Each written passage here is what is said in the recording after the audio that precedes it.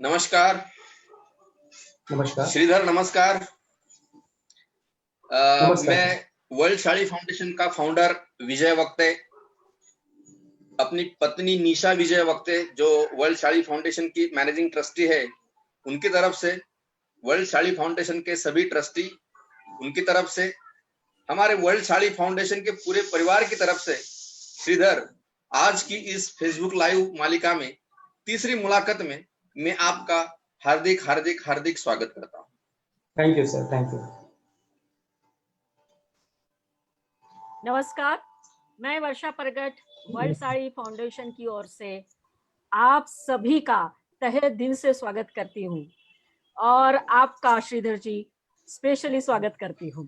Thank you madam. जब किसी के मन में कुछ करने की तीव्र इच्छा होती है ना, वो जागरूक इच्छा जब होती है ना, तब वर्ल्ड साड़ी फाउंडेशन जैसी संस्था उभर कर सामने आती है।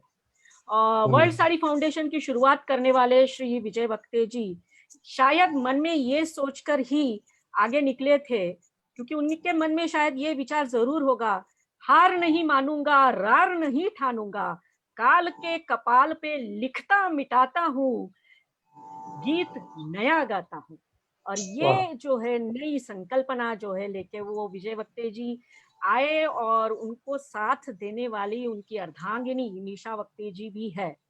दोनों ने मिलकर एक छोटा सा पौधा लगाया और वो आगे बढ़ता गया, जैसे मराठी में बोलते हैं कि इवले से रोप लाविले दारी त्याचा वेलू गेला गगनावरी, और ये वेल जो है ऊपर ऊपर ही जा रहा है।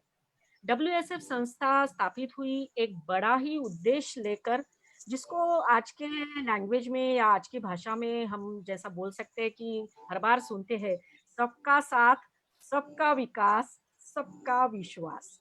तो यही एक संकल्पना WSF की है। आज का वार्तालाप जो है बड़ा ही सुंदर होने वाला है, ये बिल्कुल सबको मालूम है, विश्वास है, सुरमई होने वाला है वो भी मालूम है, क्योंकि आज हमारे बीच में एक ऐसे कलाकार है जिन्होंने बांसुरी की धुन सबके दिलों में पहुंचाई है। वैसे तो बांसुरी जो है जब देखते हैं तो हमें भगवान श्री कृष्ण याद आते हैं, और आज के जो हमारे मेहमान हैं विख्यात बांसुरी वादक श्रीधर जुजार जी। अभी श्रीधर का मतलब ही श्री कृष्ण, जिसने धर लिया, ऐसे श्रीधर वो प्रिय बन जाते हैं, सखा बन जाते हैं श्री कृष्ण के। और इसलिए आज के हमारे अतिथि श्रीधर जुजार जी सबके प्रिय है, सबके मन में बसने वाले हैं बांसुरी की धुन से। और एक अनोखी बात मैं यहाँ कहना चाहूंगी, उनके जो गुरु है पंडित हरिप्रसाद चौरसिया, मतलब गुरु के नाम में भी हरि है और शिष्य के नाम में भी हरि ही है। तो आज की ये मुलाकात हरि के रंग में, श्री के रंग में रंगने वाली है। तो श्रीधर जुजार जी को अनेक सम्मान मिले हैं, जैसे कि जयपुर जैम अवार्ड, भारतीय विद्यापीठ अवार्ड। ऐसे सुविख्यात कलाकार आज हमारे बीच में उपस्थित है, वो हमारा सही में सौभाग्य है। श्रीधर जी, फिर से मैं आपका स्वागत करती हूँ और इस कार्यक्रम की शुरुआत करते हैं, तो आगे जाते हैं। यस।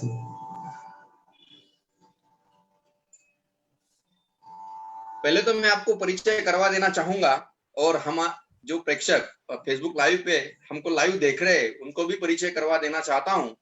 मेरे साथ में जुड़े हुए हैं, अभी जो बात कर रहे थे सौ वर्षा प्रगट जी, ये है गुजरात अंकलेश्वर से। बहुत ही अच्छी निवेदिका है, बहुत ही अच्छी एंकर है। उसके मेरे बाजू में है, उनका नाम है श्री संजय साड़ी, जो नाट्य क्षेत्र से बिलोंग करते हैं और संगीत में बहुत ही अच्छी रुचि रखते हैं। ये है भुसावल से। भुसावल ये शहर जलगांव जिले में है, महाराष्ट्र में। उनके नीचे है doctor Aparna Nimkar, she is psychotherapist. काफी दूरदर्शन और आकाशवाणी पे उनके मुलाकात उनकी खुद की हुई है, बहुत ही अच्छा मोटिवेशनल स्पीच देते हैं। मेरे बाजू में है प्रतीक्षा बोर्डे, जो पेशे से शिक्षिका है और मराठी में उनका बहुत प्रभुत्व है। मैं भी ये भी कहूंगा कि हिंदी में भी बहुत ही अच्छा प्रभुत्व रखती है वो। और काफी अच्छा निवेदन करती है। और सबसे हमारे दिल के राजा है, उनका नाम है श्री राजेश तांबड़े जी, जो कैसे बोलना, कहाँ बोलना, किस विषय पर बोलना, ये सब सिखाते हैं। आवाज की प्रयोगशाला ऐसी इनकी एक विचारधारा है। बहुत सारे बच्चों को उन्होंने सिखाया है, और वो बच्चे आज अच्छे प्लेटफॉर्म के ऊपर, अच्छे न्यूज चैनल के ऊपर वो बड़े बड़े व्यक्तियों का आज इंटरव्यू लेते हैं। वो राजेश तांबड़े जी है नवी मुंबई से, प्रतीक्षा बोर्डे है ठाणे महाराष्ट्र से, अपर्णा बोर्डे है भांडुप मुंबई से, संजय साड़ी भुसावल जलगांव से, और अंकलेश्वर से है वर्षा परगट जी। श्रीधर, हाँ सर। आप हुबली से बिलोंग करते हैं, कर्नाटक, है ना? यस सर, यस मुझे सर, याद है कि पंडित भीमसेन जोशी जी भी कर्नाटक से बिलोंग करते थे। बिल्कुल। ऐसे हुडगी नाम गांव है, हुडगी से बिलोंग करते थे पंडित भीमसेन जोशी, है ना? हाँ जी। और आपको शायद जानकर खुशी होगी कि पंडित भीमसेन जोशी मुझे पर्सनली अच्छी तरह से जानते थे। अरे वाह, बहुत बढ़िया सर। और हमारे यहाँ पे षणमुखानंद हॉल है। ये षणमुखानंद हॉल ऐसा कहा जाता है कि इंडिया में सबसे बड़ा हॉल है, उसकी करीबन संख्या है 3000 कैपेसिटी का। वाह। वो कम से come first, second, third floor है। और एक दिन पंडित भीमसेन जोशी जी के कार्यक्रम में हम जब गए थे, तो उन्होंने मुझे प्रेक्षकों में देखा था, और उनके एक व्यक्ति को बुला के मुझे भेजा था मिलने के लिए। बहुत ही स्नेह रहा है उनका मेरे ऊपर। उनका निधन होने से पहले, कुछ महीने पहले, मैं जब पुणे में गया था, तो उनका जो घर, उनके घर में उनको जब मैं मिलने गया था, तो मुझे बहुत ही सुकून मिला। पंडित भीमसेन जोशी जी रत्न है वो, मतलब भारत के ही रत्न है वो। ऐसे कर्नाटक से, आप हुबली से बिलोंग करते हैं। बांसुरी, एक ऐसी मधुरता है बांसुरी में कि मुझे तो ऐसा लगता है कि अगर किसी चीज में अगर जान डालनी हो, तो बांसुरी जैसा कोई माध्यम नहीं है ना? सही बात है ना? अगर कोई गुनगुनाए, कोई लोकल ट्रेन में भी गुनगुनाए, ऑफिस में बिल्कुल गुनगुनाए, सर। बस में गुनगुनाए, कहीं भी गुनगुनाए, तो मुझे लगता है कि लोगों का जो मन है वहां आकर्षित हो जाता है। हाँ तो लोग मतलब वो सुनते हैं कि वो, अरे यार कहाँ से आ रहा है ना? दा दा दा दा दा रे, दा रा दा दा दा रे, दा रा दा दा दा। मेरे ख्याल से मैं जो गुनगुना रहा हूँ, शायद वो शिवरंजनी राग होगा। Is it right? मैं अगर गलत नहीं या हूँ, मुझे संगीत का ज्यादा ज्ञान नहीं है। तो मैं चाहता हूँ कि हमारे कार्यक्रम की शुरुआत, पहले तो मैं आपका स्वागत करता हूँ। और बहुत सारे लोगों का आज मुझे हाँ एसएमएस आया कि जुजार, श्रीधर जुजार साड़ी है क्या? तो मैंने कहा वो साड़ी कास्ट से बिलोंग करते हैं, हमारे साड़ी समाज के एक अच्छे सुपुत्र है। मैं चाहूंगा आज की पूरा विश्व उनको देखे, पूरा विश्व उनको जाने, और श्रीधर की जो परिचय है पूरे विश्व में हो। श्रीधर, आप बहुत ही आगे बढ़ेंगे, इसी शुभकामना के साथ में, शिवरंजनी राग के साथ में इस कार्यक्रम की कृपया शुरुआत। Yes sir.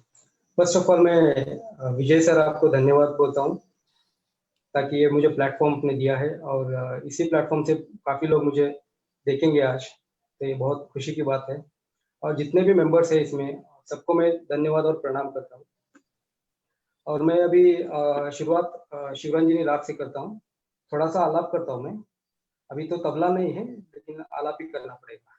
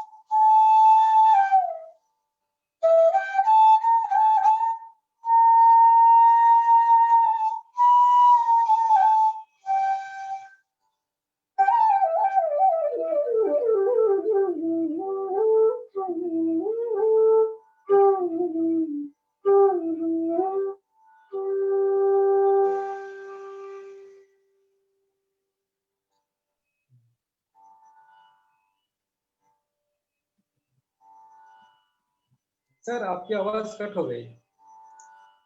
रोंगटे खड़े हो गए, रोंगटे thank you sir, thank you, रोंगटे थैंक खड़े यू, हो गए, रोंगटे। क्या थैंक यू बात सर। है, क्या बात है, सही में बहुत सही। बढ़िया सर जी। अ, अपनी मुलाकात की शुरुआत तो बहुत अच्छी हो गई है। अभी हम मंत्रमुग्ध तो हो गए हैं, लेकिन मुलाकात के आगे जाना भी जरूरी है। सर जी, आप आज जो ऊंचाई पे है, तो आपके ऊंचाई के स्थान के पीछे हम जानना चाहते हैं कि आपका बचपन, आपका गांव, इनका कुछ असर आपके एक ऊंचाई के ऊपर पड़ा है, उसके बारे में कुछ बताइए। हाँ, मैं तो हमारा तो म्यूजिक बैकग्राउंड नहीं है, फैमिली में कोई भी म्यूजिशियन नहीं हमारे। तो अ, बस सिंपल सा लाइफ था हमारा। और मैं बिजनेस करता था पापा के साथ, और बिजनेस करता था, और बांसुरी और संगीत के बारे में कुछ नॉलेज नहीं है मुझे, पहले से नहीं था। तो ऐसे ही सिंपल जिंदगी था हमारा। फिर एक दिन क्या हुआ, हमारे पापा बिजनेस करते हैं इंडियन नेशनल फ्लैग। तो नेशनल फ्लैग करते वक्त उन्होंने फ्लैग सप्लाई करने के लिए वो बेंगलुरु चले गए। तो बेंगलुरु में क्या हुआ कि एक रोड पे जो फ्लैग बेचने वाले होते हैं, वो वो जा रहा था, वो बोला कि एक फ्लैग मुझसे खरीद लो, क्योंकि आज सुबह से व्यापार नहीं हुआ है। तो मेरे पापा बोले नहीं नहीं, हमारे घर में तो कोई बजाने वाला नहीं है, मैं क्यों खरीदूं। वो बोले कि नहीं, एक तो लीजिए, सिर्फ 20 रुपए है। तो जबरदस्ती उसने बेच दिया। तो पापा घर लेके आए। तो घर लेके आने के बाद मैंने पूछा पापा को, ये क्या लेके आए।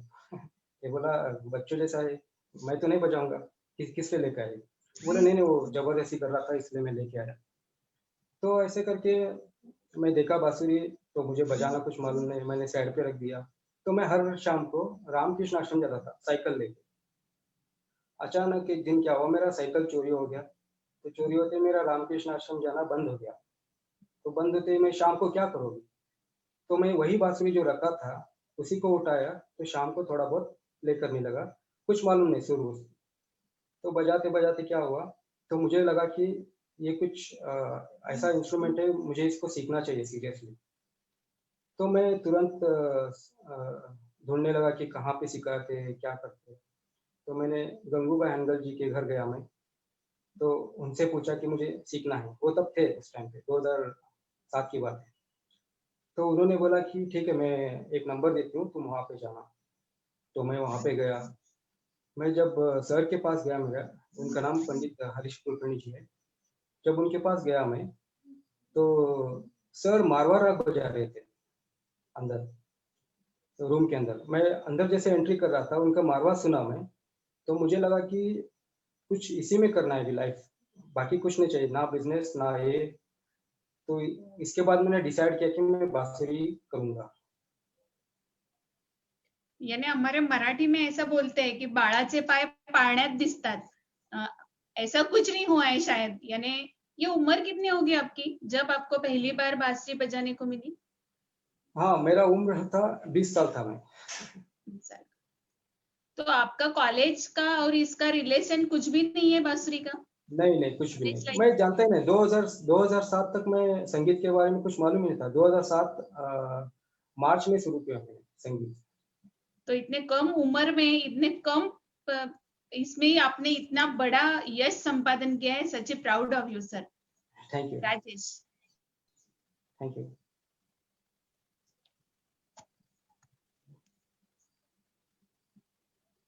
राजेश, राजेश माइक माइक, आवाज आवाज। राजेश माइक। श्रीधर जी, नमस्ते सर। नमस्ते नमस्ते। आपने जो सुर छेड़े बांसुरी पे, और सर यानी हम सभी के रोंगटे खड़े हो गए। पर मुझे दो पंक्तियां याद आई जब भी बांसुरी सुनता हूँ। शायद बांसुरी श्री कृष्ण को यही कहती है कि ऐ कृष्ण कृपा, ऐसी कृपा करो, ऐ कृष्ण ऐसी कृपा करो कि आपका नाम ही मेरा धन हो जाए, और जिस जगह आपको याद करूं वही वृंदावन हो जाए। अरे तो वाह, आज बहुत बढ़िया। आपकी बांसुरी सुनकर, आपके आने से ही ये WSF का मंच वृंदावन हो चुका है। और फिर से एक बार आपका स्वागत करना चाहूंगा। आगे अभी तो आपने बताया कि बांसुरी आपकी जिंदगी में कैसी आई, पर मैं हाँ। सुनना चाहूंगा कि जब आपने ये डिसाइड किया कि मुझे इसमें ही करियर करना है, तो किससे प्रेरणा आपने ली, घर में से या किसी से आपको उससे प्रेरणा मिली? हमारे घर में कोई सपोर्ट नहीं किया पहली बार तो। जब मैं बांसुरी सीखने के लिए डिसाइड किया और मैं सीखने गया तो घर में बोले कि अभी क्यों सीखना है, अभी तो 20 साल हो गया, अभी कुछ मतलब कुछ करो, बांसुरी सीख के अभी क्या करना है। मतलब उसके बारे में कोई जानते नहीं घर में कि म्यूजिक क्या है। तो प्रेरणा तो घर से नहीं मिली मुझे पहली बार, तो मैं जबरदस्ती अपने आप जाने लगा। और मैंने घर में झूठ बोला था। मैंने ये झूठ बोला कि बांसुरी सिर्फ 3 महीने में सीख सकते हैं और 3 महीने के बाद हम किसी और को सिखा सकते हैं। तो घर में बोले कि अच्छा ऐसा है तो तुम सीखो, 3 महीने में, अगर 4 महीने में तुम सीखना है तो सीखो, उसके बाद तुम क्लास रखो। तो मैंने ये झूठ बोला था ताकि वो जाने दे। तो ऐसा करके मैं गया, 3-4 महीना सीखा, फिर पूछे अरे अभी 3-4 महीना हो गया, अभी क्या है। मैं बोला और 3 महीना सीखना है। ऐसा करते करते मैंने 3 साल सीख लिया हुबली में। ओके। मुझे ये सवाल हर वक्त होता है कि जो बांसुरी बजाते हैं, बजाते वक्त हमारे सांसों को कंट्रोल करना होता है। हाँ, तो ये टेक्निक आपने कहाँ से मतलब सीखा? नहीं अगर आप ये टेक्निक कुछ नहीं है, जब आप सा बजाएंगे तो अपने आप हो जाएगा। और एक चीज है, हमारे गुरुजी बोलते हैं अगर सांस में कंट्रोल लाना है तो हर सुबह हमें एक अभ्यास बोलते हैं प्रैक्टिस के लिए, उसको बोलते हैं लॉन्ग नोट्स। लॉन्ग नोट्स मतलब एक चीज, एक सा जो होता है उसको लंबा बजाओ, और रे होता है उसको भी लंबा बजाओ। तो ये चीज से क्या होता है, सांस में कंट्रोल आएगा। और गुरुजी बोलते हैं ये भस्त्रिका प्राणायाम है, भस्त्रिका। जैसे हम नॉर्मली भस्त्रिका प्राणायाम करते हैं, हम बांसुरी में करते हैं बस। तो इसी से हमें सांस का कंट्रोल आ जाता है और हाँ, सब ठीक हो जाता है। जैसे कि एक बार चीज बताता हूँ मैं, लॉन्ग नोट जो होता है,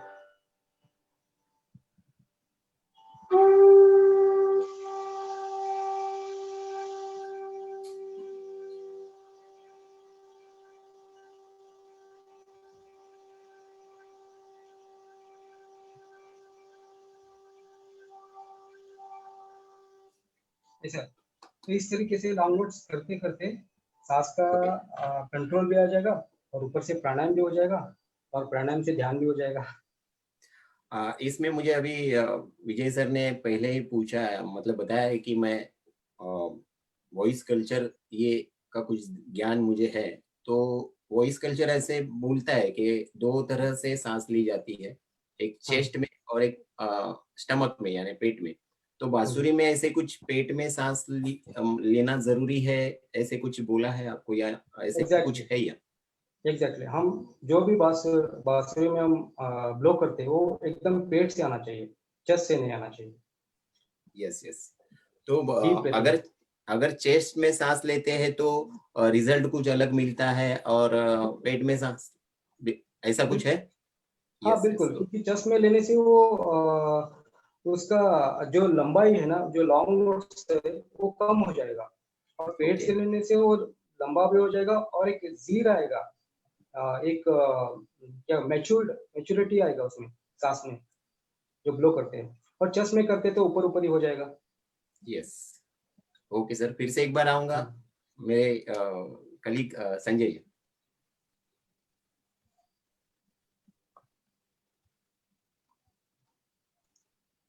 संजय जी माइक।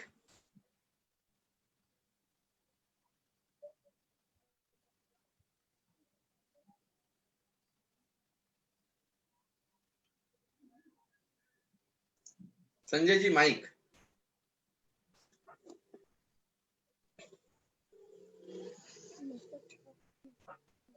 श्रीधर, हाँ सर। मुलाकात में आगे बढ़ने से पहले, संजय जी का माइक बंद है। हाँ, मुलाकात में आगे बढ़ने से पहले मैं चाहता हूं कि राग दुर्गा सुने आपसे, राग दुर्गा। दुर्गा। हाँ हाँ, हाँ, सर आवाज आ रहा है, एक राग, मिनट। यस यस ठीक यस, है। जरा बताइए संजय जी। सर सर थोड़ा सा बदलाव चाहता हूँ श्रीधर जी। हाँ, एक्चुअली राग दुर्गा तो बहुत ही सुंदर है, सुनने में बहुत मजा अच्छा लगता है। लेकिन मेरा सबसे फेवरेट जो राग है ना, वो आप पहले शिवरंजनी आप तो बजा चुके हो, लेकिन अभी मुझे कलावती सुनने का मन हो रहा है सर। हाँ अगर हाँ, आप ठीक है सर। कलावती अगर सुनाएंगे सर तो दिल बिल्कुल खुश हो जाएगा सर।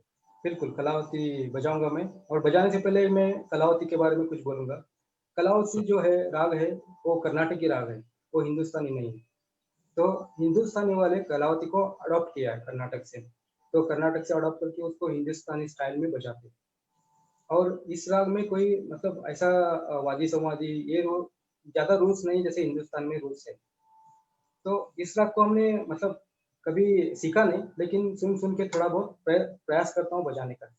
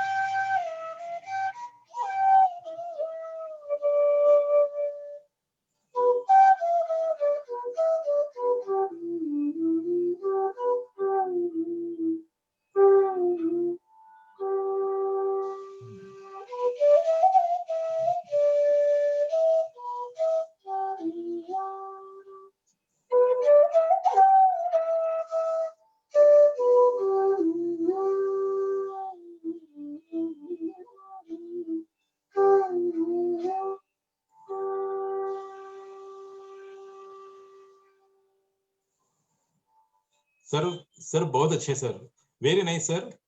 एक्चुअली आप सभी को मैं बताना चाहता हूँ, ये जो राग कलावती जो है ना, इसमें हमारे एक मराठी का एक सॉन्ग बहुत फेमस सॉन्ग है। अगर आप उसको याद करोगे तो शायद आपको भी याद आएगा। मराठी का एक सॉन्ग है सर, हमारे मुंबईचा जावाई करके एक फिल्म आई थी, उसमें वो गाना था, प्रथम तुझ पाहता, प्रथम तुझ पाहता। हाँ ये गाना सर अभी हमारे सभी लोगों ने सुना ही होगा। और सर आपके सुर में तो जादू है सर, आपने बहुत ही परफेक्ट बजाया। Thank you sir, thank you so much. Shridhar ji, हम तो खो गए हैं सच में। जैसे कहा कि वृंदावन में आए हैं ऐसे लग रहा है। और आपका जो वाद्य कला है, आप सुन पा रहे हैं श्रीधर जी? Hello, okay. आपने ये शिक्षा बांसुरी वादन की पंडित हरिप्रसाद चौरसिया जी से उनके मुंबई स्थित गुरुकुल में ली है। उनके साथ में उनसे शिक्षा प्राप्त करना और फिर उसके बाद में उनके साथ परफॉर्म करना, आपका ये अनुभव कैसा रहा? हम जानना चाहते हैं, उत्सुक है उसके लिए। अच्छा। पहले तो मैं गुरुजी के पास जब मैं पहले से बताता हूँ गुरुजी के पास मैं कैसे गया और कैसे हुआ ये सब। 2010 में मैं गुरुजी को कॉल किया था। 3 साल के बाद, मैं 2007 में शुरू किया बांसुरी, और 3 साल के बाद मैंने गुरुजी को कॉल किया कि मैं आपके पास सीखना चाहता हूँ, आपके पास आना चाहता हूँ। तो गुरुजी ने मुझे बोले कि अभी नहीं बेटा, अभी जगह नहीं है यहाँ पे, तो तुम फिर कभी आ जाना। हेलो, आपकी आवाज रुक गई है। आप बताइए श्रीधर, हमने हमारा सबका म्यूट करके रखा है, हाँ। डिस्टर्ब ना हो इसीलिए। तो मैं जब भी 2010 में मैंने कॉल किया गुरुजी को। गुरुजी ने बोले कि बेटा अभी जगह नहीं है आप यहाँ पे, तो फिर कभी देखते हैं, फिर कभी आ जाना।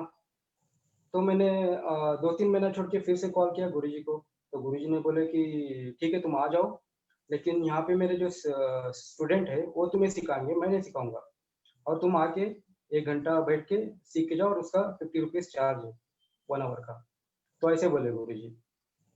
तो उसके बाद मैं सोचा कि नहीं, ऐसा तो नहीं होता है, मैं सीखना चाहता हूँ तो डायरेक्ट गुरुजी से सीखूंगा, क्योंकि मैं, हाँ, वही मेरे गॉड फादर है फ्लूट में। तो ऐसा मैंने फिर से कुछ दिन बाद कांटेक्ट किया गुरुजी को। तो हर बार मैं कांटेक्ट करता हूँ तो कुछ बोल रहे थे, नहीं ऐसा नहीं चलेगा।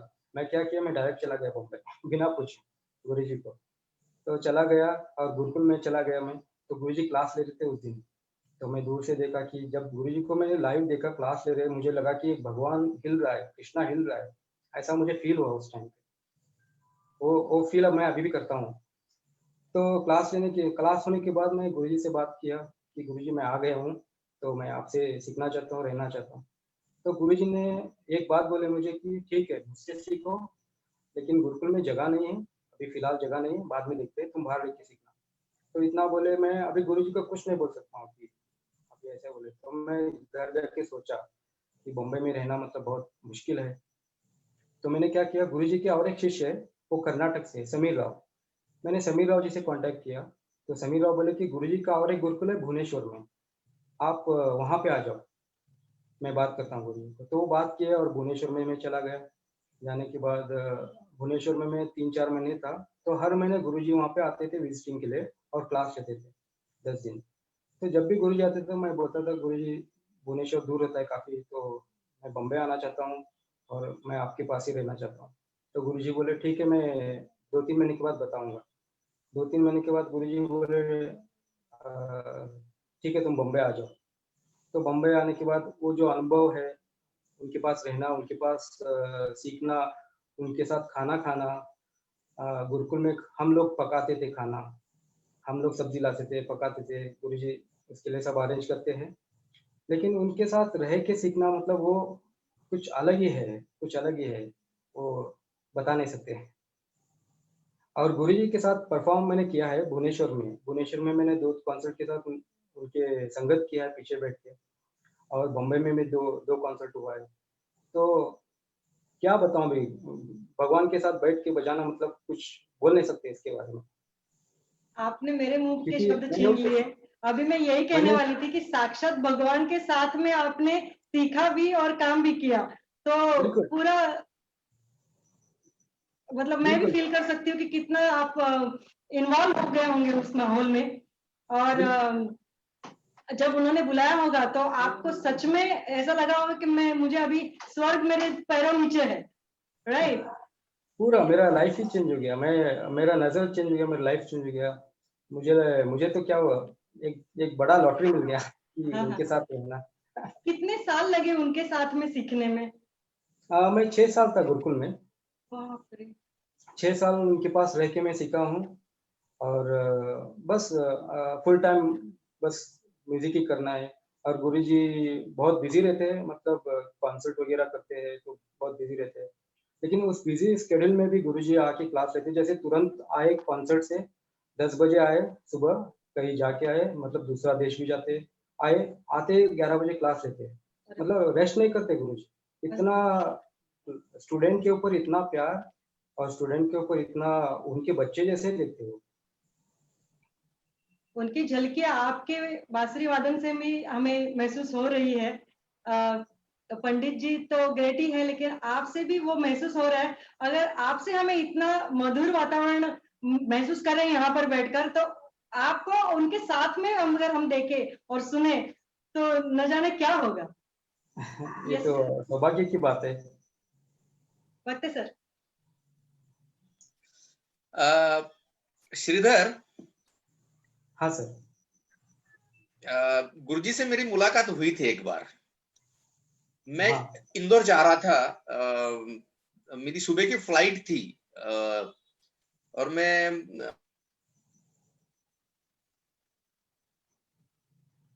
हेलो। थोड़ा इंतजार कर रहा था, मतलब फ्लाइट के लिए। तो फिर हाँ। बाद में मुझे लगा कि अभी तक अपना अनाउंसमेंट हुआ नहीं इंदौर फ्लाइट का। तो मैं थोड़ा सा हुँ, वीआईपी लॉन्च। हुँ।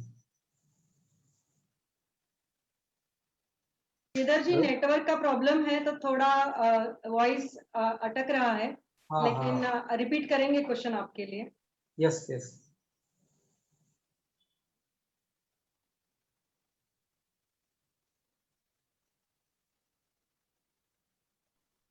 विजय सर, आपला आवाज येत नाहीये.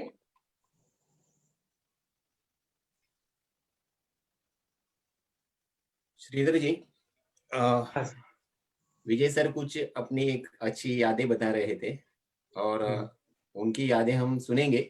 उससे पहले कुछ भीमपलास राग एक सुनना चाहेंगे आपसे. बिल्कुल.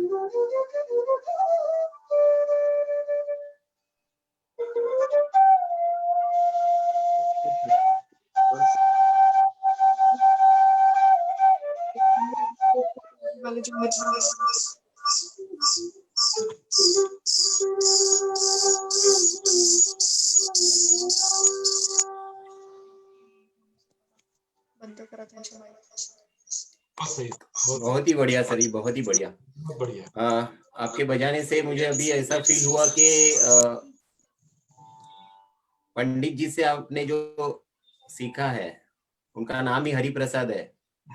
मतलब हरि से जो आपको प्रसाद मिला है वो प्रसाद हम सभी में आप बांट रहे हैं, ऐसा हमें फील हो रहा है आज की इस मुलाकात बस की. कोशिश है मेरी. यस. तो फिर से एक बार विजय सर से हम कुछ यादें जानना चाहेंगे गुरु जी के बारे में. विजय सर. श्रीधर, बहुत ही आनंद मिला जब मैं उनको मिला तो. हाँ सर. तो उन्होंने क्या किया पता है? पहले हाँ तो सर. मेरे गाल के ऊपर से हाथ फेराया उन्होंने और अरे फिर मेरे वाह. सर के ऊपर से हाथ फेराया. मैंने कहा चलो हम धन्य धन्य हो गए, आज तो भगवान मिल गए हमको. और बिल्कुल आपने सर. तो पंडित हरिप्रसाद चौरसिया के गुरुजी के साथ में वहां उनके गुरुकुल में रह के उनके साथ खाना खाना, उनसे संगीत सीखना, मैं तो कहता हूँ कि ये सौभाग्य बहुत ही कम लोगों को मिलता है. आप बहुत ही सौभाग्यशाली है.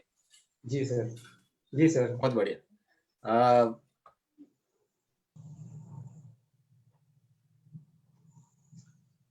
सर आपकी आवाज म्यूट हो गया है. हाँ श्रीधर जी, अभी बातें करते करते एक कुछ सवाल याद आ रहे हैं कि पंडित जी ने कुछ फिल्मों को संगीत भी दिया है. उसी में से एक फिल्म है लम्हे. तो कभी फिल्मों में बजाने की मतलब आपको कुछ उसका एक्सपीरियंस आया है? यहाँ पे ये बोल सकता हूँ कि मैं ज़्यादा फिल्मी की तरफ नहीं गया मैं, क्योंकि अभी इतना फिल्म म्यूजिक बजाने वाले इतना हो गए ताकि हमें चांस ही नहीं मिलता है फिल्म में बजाने के लिए. तो ये क्लासिकल में क्या है, बहुत कम लोग हैं तो बस इसी में रहो. इसमें जाएंगे तो बहुत कंपटीशन है. तो मैं ज़्यादा फिल्मी नहीं बजाया, तो मैं क्लासिकली ज़्यादा कंसंट्रेट किया, उसी पे काम किया. और जब भी मुझे ऐसे लगता है कि एज ए कलाकार मैं बांसुरी सीखूं, तो मुझे जब वो हीरो फिल्म की धुन होती है ना, वो बस उतना आ जाए तो मुझे बस हो जाए, जिंदगी सफल हो जाए। तो वो अगर सुनने मिले आपके बांसुरी से तो और भी मजा आएगा। यस सर, मैं कोशिश करता हूँ। Yes yes. वो भी शिवरंजनी में है। यस, मिश्र शिवरंजनी। शिवरंजनी में, मिश्र शिवरंजनी मिक्स है वो। और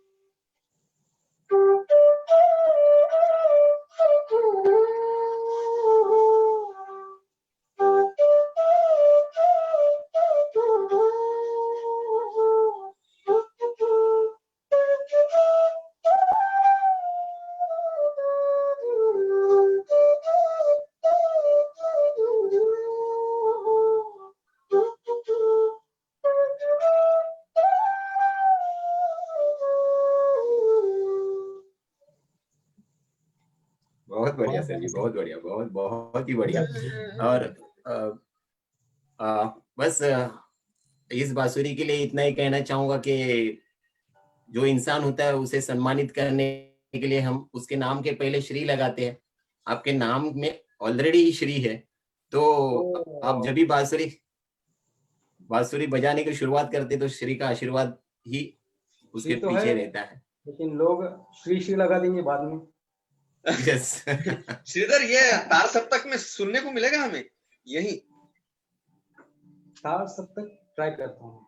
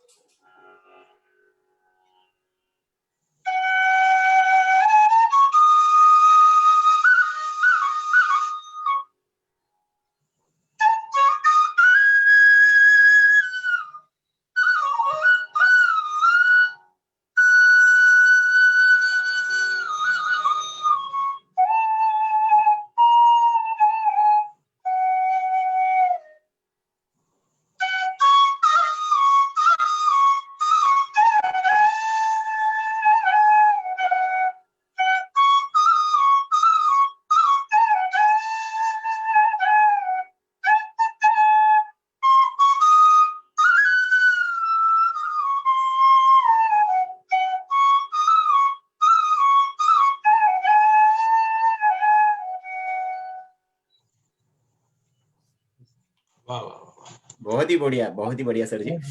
बहुत सारे सवाल है और भी बहुत, ऐसे लग रहा है कि सवाल हम लोग पूछे ही नहीं, ऐसे कुछ सुनते ही रहते जाए, ये पूरा समय वक्त ऐसे ही गुजर जाए, कुछ सुनने को मिले। अच्छा, बस आगे बढ़ने से पहले एक सवाल पूछना चाहूंगा कि भारतीय संगीत में कर्नाटक संगीत का बहुत बड़ा योगदान है, उस योगदान के बारे में कुछ आप बताएंगे? कर्नाटक संगीत से हिंदुस्तानी संगीत ने बहुत सारा राग अडॉप्ट किया है, और हिंदुस्तानी से कर्नाटकी वाले वो भी अडॉप्ट किया है। मतलब कर्नाटक से हमने ताल लिया और हिंदुस्तानी से वो आलाप लिए, तो अच्छा। दोनों का काम बराबर का है। लेकिन कर्नाटक संगीत थोड़ा स्टाइल अलग है, और उस कर्नाटक संगीत ने बहुत सारा फिल्मी ये दिया है, सॉन्ग म्यूजिक दिया है कर्नाटक के संगीत से, तो बहुत बड़ा योगदान है। और कर्नाटक संगीत भी हिंदुस्तानी संगीत जैसा ही बहुत बड़ा है। क्या बात है। तो फिर अभी ये क्लासिकल संगीत, सेमी क्लासिकल संगीत, या फिर अभी जो वेस्टर्न उसमें फ्यूजन हो जाता है, इसके बारे में मतलब आपको क्या आनंद, कौन सा संगीत आपको खुशी देता है, और इसके बारे में क्या कहेंगे आप? सब संगीत अपना अपना कलर है, अपना अपना एक फील है। सब मतलब देखिए, सब संगीत भी अच्छा ही लगता है। जो भी है, एक गाड़ी जा रहा है उसका हॉर्न बज रहा है, वो भी एक संगीत ही है। यस। लेकिन हिंदुस्तानी संगीत काफी पीसफुल है, काफी मेडिटेशन के लेवल पे है। और देखिए आदमी एक जैसा नहीं रह सकता है, उसका माइंड हमेशा चेंज होता है। तो कभी उसको वो शांत बैठना चाहता है, कभी वो कुछ बाहर घूमना चाहता है, कभी कुछ एंजॉय करना चाहता है। ऐसे संगीत में भी अलग अलग पार्ट है। और जो आदमी को कभी ऐसा लगता है कि हाँ अभी क्लासिकल सुनना है, कभी कभी लगता है कि नहीं अभी थोड़ा फिल्मी सॉन्ग सुने, थोड़ा मन चटपटा है, फिल्मी सॉन्ग सुने थोड़ा। और कभी कभी थोड़ा लगता है कि गजल सुने, आज रोमांटिक मूड है। तो हर संगीत में बराबर हिस्सा से देखता हूँ, क्योंकि हर संगीत संगीत ही है। क्या बात।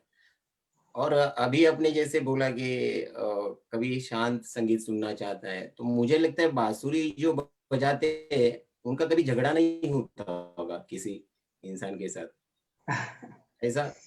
मतलब शांत बांसुरी, नहीं मतलब वो ही सीखना चाहेगा जो ऐसे शांत स्वभाव का आदमी हो। नहीं ऐसा कुछ नहीं। आपकी शादी, आपकी मैरिड होगी है क्या? नहीं हुआ नहीं। ओके ठीक है, तो कोई प्रॉब्लम नहीं। नहीं झगड़ा तो नहीं होता है, ये तबला के साथ होता है, तबल जी के साथ झगड़ा होता है, अच्छा, स्टेज पे होता है। ओके वो सवाल जवाब में होता है, मतलब ऐसा नहीं चलो मैं ये बजाया तुमने वो बजाओ, तुम वो बजाओ तो मैं ये बजाऊं। Okay okay. फिर से एक बार आऊंगा श्रीधर जी आपके पास। आगे हाँ। मेरे सर दोस्त संजय। सर जी, अभी आपने पहले एक गोल फिक्स किया कि आपको बांसुरी सीखनी है, और सफलता कभी भी एक रात में नहीं मिलती। आपने तो अभी बताया कि आपका अपने गुरुजन से करीबन 6 साल तक आप सीखे, कई रातें आपने मेहनत किया। और अभी हम लोग जो हमारी जो इंटरव्यू चल रहा है, अपनी बातें हो रही है, लेकिन जब जब आपने बांसुरी हाथ में उठाई तो सुनने का जो मन करता है ना, तो लगता है कि सिर्फ आप बांसुरी बजाते रहे। अभी सर आपसे एक राग मारवा हम सर सुनना चाहते हैं सर।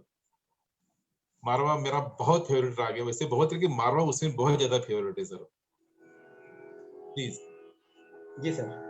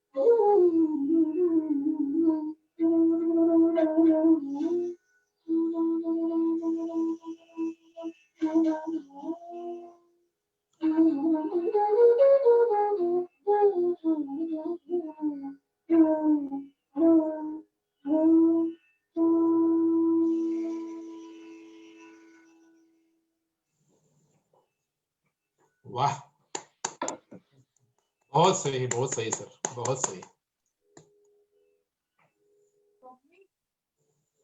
म्यूजिक और ये जो वादन है, ये कला जिसको आती है उसको तो नॉर्मल बात करना अच्छा ही नहीं लगता होगा, मुझे तो लगता है जैसे कि जो भी बातें हो ना म्यूजिकल हो। आपका ये जो क्षेत्र है इसमें आपने बहुत कार्य किया है, काफी परफॉर्मेंसेस किए हैं और उसको बहुत सराहा भी गया है, नवाजा गया है और आपको काफी पुरस्कार मिले हैं। तो ये पुरस्कार जब मिले आपको तो आपको क्या महसूस हुआ? मतलब क्या आप एक्सपेक्ट कर रहे थे या आपका नॉमिनेशन आने के बाद में आपको क्या महसूस हुआ? और जब वो एक्चुअली आपके हाथ में अवार्ड्स आए तब आपके फीलिंग्स क्या थे, आपकी भावनाएं क्या थी? मैं ज्यादा इस पे ध्यान नहीं दिया हूँ अवार्ड्स पे, या फिर वो तो आता है जाता है, लेकिन जब भी अवार्ड्स मिलता है तो मैं इतना खुशी नहीं होता हूँ, बल्कि ऊपर से मैं ज्यादा ये सोचता हूँ कि मैंने क्या किया और क्यों मिला मुझे। तो मुझे तो ऐसा लगता है श्रीधर कि लोगों की तालियां सबसे बड़ा पुरस्कार है बिल्कुल ना? बिल्कुल ये बड़े कलाकार की निशानी है कि वो पुरस्कारों को नहीं देखते हैं। आत्मिक मतलब समाधान और ये म्यूजिक में खो जाना, यही सबसे बड़ा पुरस्कार है उनके लिए। बिल्कुल। धन्यवाद जी। और खो जाना और हमेशा हमेशा लगता है कि मुझे लगता है, नहीं है वो सच है कि मुझे बहुत सीखना है, और बहुत सीखना है तो अवार्ड्स क्या होता है, खुशी देती है तो उस पे हम ध्यान देंगे तो फिर साधना नहीं होता है। तो अवार्ड्स अपनी जगह पे, हम अपनी जगह पे। अवार्ड मतलब अंत नहीं है अपने क्षेत्र का, अपने कार्य का अंत अवार्ड अवार्ड नहीं होना मतलब वही है कि गुरुजी, हम जो बजाएंगे गुरुजी अगर बोले ये सही है बेटा, तो वही वो दुनिया के सबसे बड़ा अवार्ड है। चाहिए। यानी अवार्ड ये फुल स्टॉप नहीं है, तो स्वल्प विराम है, उसके आगे और जाना है और जाना है। सर और जी, जाना है बिल्कुल। अब आप इतनी ऊंचाई पे है, आपको और आगे बढ़ना है, इसमें अलग अलग सीखना है, तो आपको इसके लिए रियाज तो करना पड़ता होगा। और आप फिर रियाज अब हर दिन कितना घंटा करते हो, कैसे करते हो, उसके बारे में बताइए। पहले तो मैं रियाज जब मालूम नहीं था संगीत, तो रियाज में बहुत करता था। और बहुत काफी म्यूजिशियन का मैं किताब पढ़ता था, जैसे पंडित भीमसेन जोशी जी, उनका भी मैंने किताब पढ़ा है। उनकी किताब में उनके जीवन चरित्र में लिखा है कि वो 18 घंटे करते थे। तो मैं ये सोचता था कि मुझे भी इतना करना है, मुझे भी कुछ करना है इतना। तो मैं भी करता था बहुत। तो बाद में मुझे मालूम पड़ा कि ब्लाइंड रियाज करना और अवेयरनेस के साथ रियाज करना बहुत फर्क है। और अवेयरनेस के साथ रियाज करेंगे तो 2-3 घंटा भी काफी है। भीमसेन जी 18 घंटे करते थे, लेकिन वो पूरा अवेयरनेस था 18 घंटे। हम लोग इतना नहीं दे सकते अवेयरनेस, क्योंकि हमारा इतना कॉन्सेंट्रेटिव बना ही नहीं अभी तक। तो मुझे लगता है कि जितना अवेयरनेस है, जितना ध्यान है हमारा, उतना ही म्यूजिक रियाज करना चाहिए। और ज्यादा प्रेशर करके हम करेंगे तो जो भी बजाएंगे वो तो वो वेस्ट है। जिसको हम क्वालिटी टाइम देना कहते हैं या क्वालिटी रियाज करना कहते हैं, राइट? क्वालिटी रियाज, नॉट टाइम। नहीं, हम फैमिली के साथ क्वालिटी टाइम बिताते हैं, लेकिन साधना संगीत क्षेत्र में जो करेंगे तो वो पूरे तन मन से करना चाहिए, पूरे करना इन्वॉल्वमेंट के चाहिए, साथ। क्योंकि थोड़ा सा भी मन हिल गया तो सुर हिल गया। श्रीधर जी, संगीत की तो साधना करना पड़ती है, या कोई भी कला हमें सीखनी है तो उसकी साधना जरूरी है। लेकिन आज के जो युवा है, जो युवा पीढ़ी है, वो तो इंस्टेंट वाली हो गई है, यानी 2 मिनट मैगी वाली हो गई है। नौकरी बदलते हैं, मोबाइल बदलते हैं।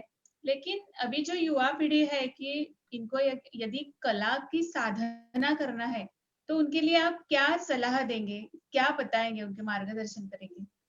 बस म्यूजिक अगर सीखना है तो सीखो, लेकिन एक्सेप्टेशन मत रखना कि मैं ये बनूंगा, इतना दिन में ये बनूंगा, नहीं तो ये करूंगा, क्योंकि इसमें कोई गारंटी नहीं देगा। यहाँ तक कि गुरुजी भी गारंटी नहीं देंगे तुम आगे जाके इतना बड़ा बनोगे। ये तो बड़ा बनना करना तो हमारे पेशेंस है, हमारे मतलब जो भी साधना करते हैं उनका पेशेंस है। पेशेंस से अगर करेंगे तो बस ये एक वर्ड है ना, कर्म करो और फल की इच्छा ना करो, सेम इसी में इंक्लूड होता है कि आप करते रहो, बस मिलेगा। अगर सच्चे मन से करोगे तो मिलेगा। मुझे अब अभी एक सवाल आया अभी मुझे पूछने के है कि कला यह जीवन का साधन हो सकती है क्या, यानी करियर का माध्यम कला हो सकती है क्या? आपका क्या सलाह है इसके बारे में? बिल्कुल होगा, बिल्कुल हो सकता है,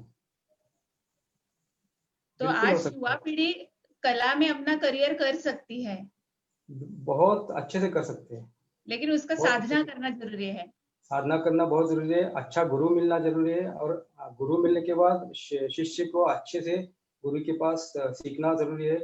और यहाँ पे आजकल ऐसा हो रहा है कि गुरु चेंज करते हैं जल्दी, इनके पास जाते हैं, मतलब देखिए गुरु को सब मालूम है कि क्या करना है। अच्छा गुरु मिलना जरूरी है, लेकिन अच्छा गुरु मिलने के बाद वो अच्छे गुरु को मालूम है कि इसके साथ मुझे क्या करना है, क्या सिखाना है, क्या नहीं सिखाना है। लेकिन स्टूडेंट को विश्वास करना चाहिए कि जो भी गुरुजी सिखाएंगे वो सही है रास्ता, ये विश्वास करना चाहिए। अगर यहाँ पे डाउट करेंगे तो गए, कुछ नहीं होगा। एक गुरु से दूसरा गुरु, दूसरा गुरु से तीसरा गुरु, तीसरा गुरु से चौथा गुरु, फिर कुछ नहीं होगा। फिर बाद में लास्ट में वही गुरु के पास आएंगे, लास्ट जो पहले थे, मुझे तो फिर ये से साधना सिखाइए। में गुरु पे विश्वास होना बहुत जरूरी है। बहुत जरूरी है, सबसे जरूरी वही है। विजय सर। श्रीधर श्रीधर जी, आगे हाँ बढ़ने जी। से पहले मतलब आखिरी पड़ाव पर जाने से पहले कुछ पूछना चाहूंगा कि संगीत की साधना में ऐसे कहा जाता है, मतलब सिंगर्स को कहा जाता है कि मंद्र सप्तक में जितना रियाज करोगे उतनी आवाज आपकी अच्छी होगी, तो बांसुरी में भी यही होता है? नहीं, रियाज के बांसुरी वक्त में ऐसा नहीं होता है, क्योंकि गला गला का रियाज अलग होता है। गला जितना हम नीचे गाएंगे उतना ऊपर अच्छा होगा, लेकिन बांसुरी में ऐसा नहीं है। बांसुरी में हर नोट वो टेक्निकली है एक्चुअली। टेक्निकली फूक फूक कितना देना है, कितना नहीं देना है, तो इसके हिसाब से बांसुरी को सारा नोट्स का अभ्यास करना चाहिए, सिर्फ मंत्र नहीं। तो श्रीधर जब जी, मैं आपसे एक पूछना चाहूंगी कि पीकॉक जो है श्री कृष्ण का, it is a symbol of knowledge and flute is the symbol of love and human heart, and it purifies the mind there. That is what I studied about flute and Lord Krishna's relation. तो इस Covid situation में जब हम बात करते हैं कि बहुत डिप्रेशन है, ऐसा है, तो can it be helpful for the people to just listen to the flute music and get help to come out from depression? Not only flute music, you can listen any music, any Indian classical Yes, music we yes. can listen. But as it is said there that it is related with heart, मतलब flute का संबंध जो है वो heart से है, that जो पढ़ा था मैंने, तो क्योंकि हार्ट से इसलिए कि हम लोग उसमें यस, ग्रो करते हैं। देखिए यहाँ पे राइट, एक क्वेश्चन अच्छा है कि हर इंस्ट्रूमेंट रखिए, उसके ऊपर पत्थर फेंकिए तो हर इंस्ट्रूमेंट एक साउंड करेगा। फ्लूट यस, साउंड नहीं करता है, फ्लूट को हमें जान देना पड़ेगा, हमें ग्रो यस, करना यस, पड़ेगा। तो इसलिए राइट, हार्ट से करीब है वो। यस। तो वही है कि मतलब भगवान श्री कृष्ण का जब हमने पढ़ा था अभी गोकुलाष्टमी के टाइम पे जब प्रोग्राम हुआ था, तो हमने किया था वो programme, he had said one line there कि मैंने बांसुरी क्यों ली, क्योंकि बांसुरी हॉलो है, और जब मैं उसको सुर छेड़ूंगा तो it will reach to the peoples heart and it should be empty so that they can accept me, और then they will be they are able to purify their mind. So ये एक्सप्लेनेशन उसमें दिया है। सो मुझे लगता है कि आप जब बजा रहे हो तो डेफिनेटली हमें भी ऐसा लगा था, आई वाज जस्ट लिसनिंग, कि प्यूरिफाई हो रहे हैं, जो निगेटिव थॉट्स है वो जा रहे हैं। Thank you Shridhar ji, thank you very much. Thank you madam, thank you so much. Shridhar, हाँ सर। आप जहाँ पे रहते हो तो वहाँ के आजू बाजू के लोग तो बहुत ही प्रसन्न होंगे, क्योंकि आप जब भी रियाज करते हो तो बांसुरी की आवाज तो आजू बाजू में जाती होगी ना? जाता है सर, जाता है। अभी हमें घर में ही देखिए, सुबह उठ कर रियाज करते तो आसपास वाले बोलते कि बहुत अच्छा, बहुत शाम अच्छा को लगता रियाज होगा करते लोगों को हाँ कि बिल्कुल, वैसे सुनते ही रहे, सुनते ही रहे, सुनते ही रहे। बिल्कुल बिल्कुल। कोई लोग श्रीधर जानबूझ जी, के वॉक करते हैं वहाँ पे। अच्छा कोई लोग अच्छा, शाम को जानबूझ के वॉक करते हैं कि मैं शाम को बजाता हूँ, थोड़ा बहुत यमन बजाता हूँ, तो ओके वो ओके, लोग कहते हैं कि अच्छा है। अच्छा अच्छा अच्छा। अच्छा श्रीधर जी, मियाँ मल्हार और मेघ मल्हार, क्या डिफरेंस है, कैसे बताएंगे आप बांसुरी की? मियाँ मल्हार और मेघ मल्हार का मेघ, एक्चुअली मेघ तो क्या है, जैसे उसका फीलिंग्स में बता सकता हूँ कि मेघ जैसा है कि अभी बारिश हुआ नहीं, होने वाला है। जो होने का माहौल जो होता है वो मेघ है, और जो बारिश हो रहा है ऑलरेडी वो मियाँ मल्हार का फील है। वो दोनों में बहुत अंतर है।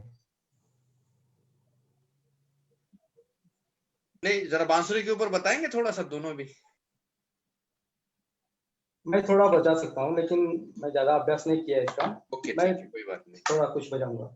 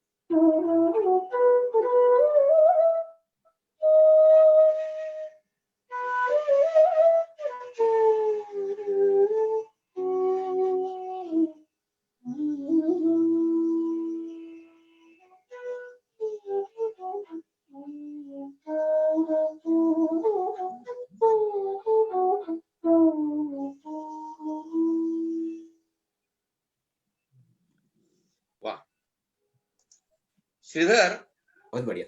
हम इस प्रोग्राम की जो सांगता है वो हम भैरवी से करेंगे, राग भैरवी से। लेकिन हाँ। मेरी पर्सनल आपसे एक विनती है, इच्छा है मेरी, कि मैं शिवरंजनी जो है ना, वो मैं तीनों सप्तकों में एक ही साथ में सुनना चाहता हूँ। मतलब जी। मंद्र, मध्य और तार में सुनना चाहता हूँ शिवरंजनी। हाँ हाँ। यहाँ और थोड़ा ज्यादा बजाइए तो थोड़ा और अच्छा लगेगा। बहुत ही मिठास है, बहुत ही मिठास है शिवरंजनी। तीनों भी सप्तक में। छोटा फ्लूट में बजाओ। नहीं, जैसे आप, हमको तो इतना ज्ञान नहीं उसमें, लेकिन मंद्र, मध्य और तार में बिल्कुल ऐसे। श्रीधर जी जरा वो बताएंगे तो भी अच्छा है। मतलब मंत्र सप्तक कौन सी बांसुरी है, मध्य सप्तक नहीं के नहीं, लिए आप मंद्र बांसुरी कौन सी यूज सप्तक, करते मध्य हो, तार सप्तक। सप्तक के लिए? हाँ, मंद्र सप्तक, मध्य सप्तक, तार सप्तक, ये 3 पार्ट होता है संगीत में। लेकिन बांसुरी में मंद्र सप्तक मतलब ये वाला।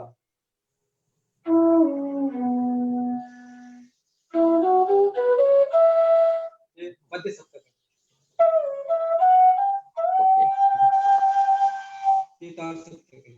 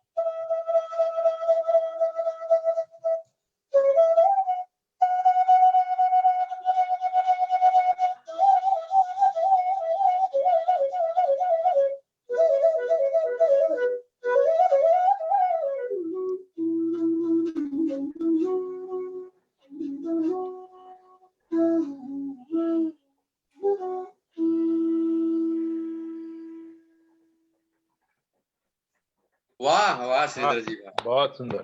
जो छोटी बहुत बांसुरी है बढ़िया। जरा दिखाना थोड़ा इसके एक्चुअली ऊपर। अभी जो आपने बजाया श्री, यस हाँ श्रीधर इसके ऊपर थोड़ा।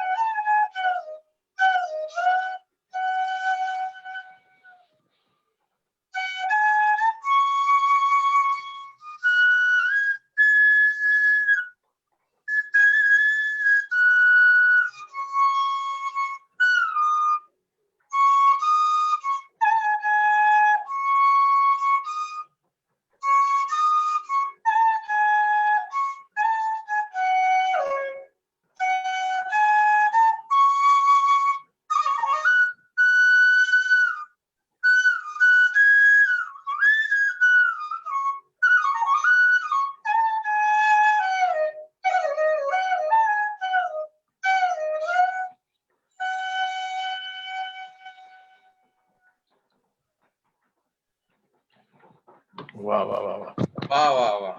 बहुत सुंदर। श्रीधर जी, एक मन में इच्छा जागृत हुई अभी अभी कि आपको लाइव सुनना है। बिल्कुल सर। यस, और जल्द से जल्द ये मौका आएगा हम सभी के जिंदगी में, ऐसी इच्छा श्रीधर प्रकट करता हूँ। आपके पूरे जीवन में ऐसा कोई राग ऐसी कोई धुन जो ऐसी मन में बैठ गई हो कि वो आपको खुद को बहुत पसंद है?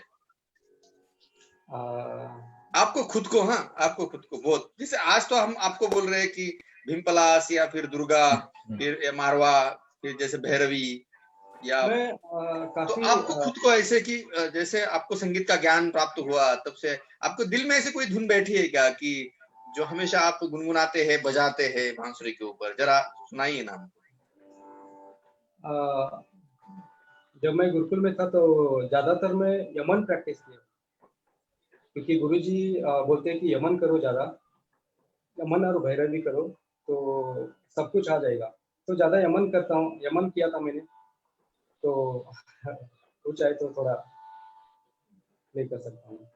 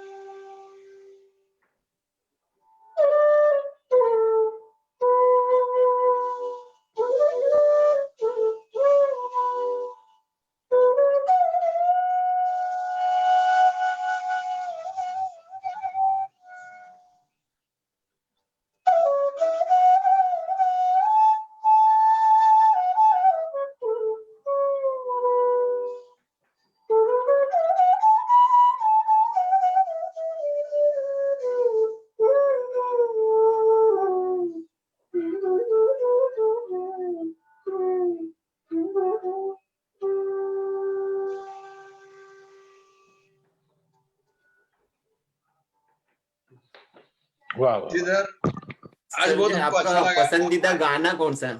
सर एक हाँ, मिनट, क्या? आपका पसंदीदा गाना कौन सा है? गाना गाना गाना तो मैंने किया नहीं, लेकिन एक दो धुन ओके। जैसे कि वैष्णव जन तू, ये सब कर सकते हैं। हाँ, एक गाना आप सुनाएंगे तो। वैष्णव जना तो कर सकते हैं। यस।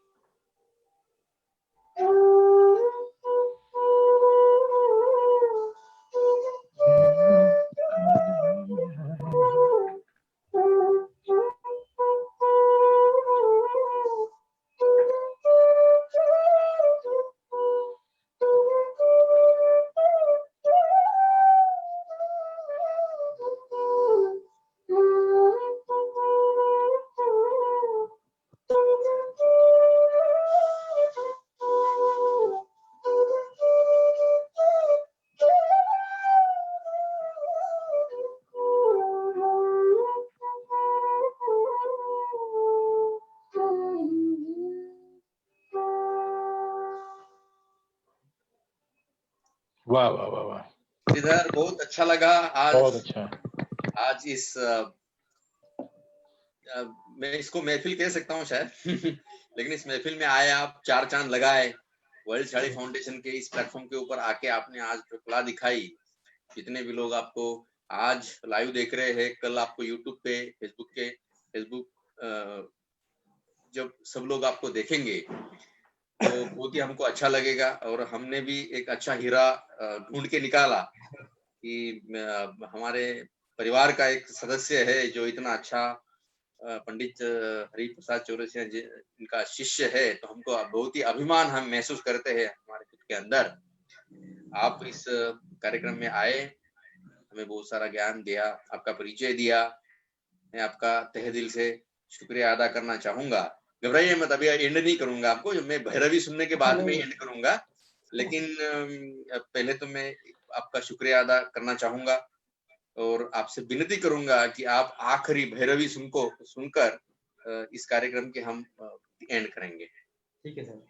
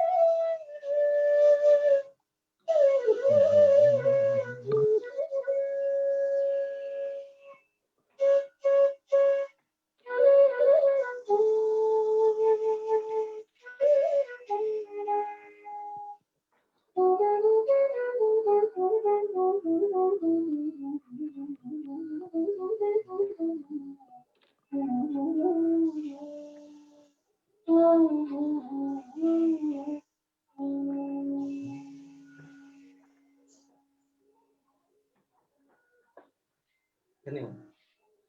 बहुत सुंदर। श्रीधर, बहुत अच्छा लगा आपको सुनकर, आज बहुत ही दिल खुश हो गया, प्रसन्न हो गया, जितने कुछ टेंशन थे वो भी दूर हो गए, मन प्रसन्न हो गया, नई उम्मीद जाग उठी मन में। और जितने भी लोग आपको लाइव देख रहे होंगे, जिस इस फील्ड में अगर वो स्ट्रगल कर रहे होंगे, तो जरूरी उनको आपसे बहुत सारी प्रेरणा मिली होगी, ऐसी मैं आशा करता हूँ। और आज श्रीधर जुजार, हुबली कर्नाटका, इनका मैं तहे दिल से आभार व्यक्त करता हूँ।